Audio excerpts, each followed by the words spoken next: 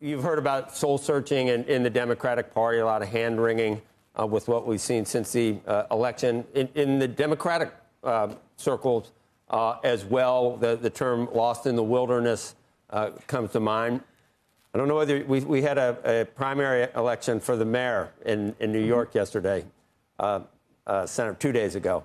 Candidate Mamdani is a self-proclaimed socialist, advocated for defunding the police, globalizing the intifada. We have Representative Alexandria Ocasio-Cortez leading the field for 2028. I'm just wondering whether, well, A, did you speak out for or against the mayoral candidate? Did you congratulate him? And do you think this is the best strategy for your party right now to lurch even further to the far left after what happened in the last election?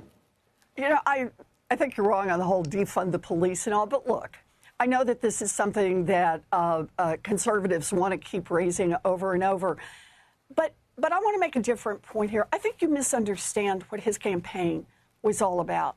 His campaign was saying, I want to invest in New York City. I want to invest in people being able to have good jobs here, to put their kids in school, and to build housing. And he built a grassroots campaign. He didn't have a billionaire who came in and funded him. He didn't say, I'm going to make this a great place for billionaires to live. He said, I'm going to try as hard as I can to make New York City a place that works better for your family. And you know what? New Yorkers heard him. They believed him. They were inspired by him. And I think that's exactly what we should be doing. We should be, as the Democratic Party, the party that makes it clear that we are here for working families. We want to reduce the cost of housing. We want child care. We want our kids to be able to get a good education. The Republicans right now, with this tax bill that they're trying to push through, are really showing the contrast. They think they should be able to pay for tax giveaways to billionaires by taking away health care from 16 million Americans. They don't want to make investments in child care. They don't want to make investments in housing. They want to take away clean energy credits, which will drive up the cost of utilities for families all across this country. There is nothing in this Republican proposal that's about centering families and trying to make this economy work for them instead of for a handful of billionaires. And I think that's a pretty good place for the Democratic Party to go. Senator, just back to Mamdani, he has some pretty argumentative views that a lot of people have disagreed with. There is some old footage of him saying that if Benjamin Netanyahu were to arrive in New York City, he'd have him arrested. Do you agree with that? Look, I can't speak for him. I can only speak for myself.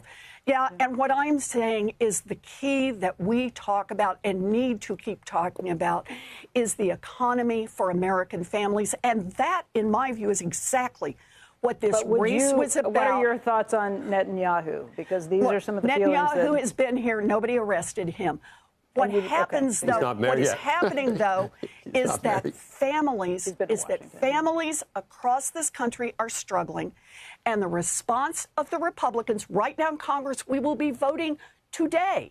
The response of the Republicans is let's take health care away from 16 million Americans so they can do tax giveaways to billionaires. They're telling us we got to get out. American values. Now I have to interrupt. Now I'm doing what I said I wasn't going to do, but Senator, we don't have a lot of time left. Do you think he's a socialist? He's a self-avowed socialist. Do you think socialism is the correct path to do what you just said you wanted to do for working Americans? Do you? I mean, that's what he is. Let's just talk about. And we're the center of the universe for capitalism in New York City. And Wall Street, whether you love it or hate it, I know it has a connotation in certain areas, but it's the financial engine for all the great things that happen in the U.S. in terms of the private sector and raising money for companies and the stock market. All these great things that provide all the jobs, that's where you get the tax money to spend on all these great things you want to spend it on. You think that's the right thing for New York City?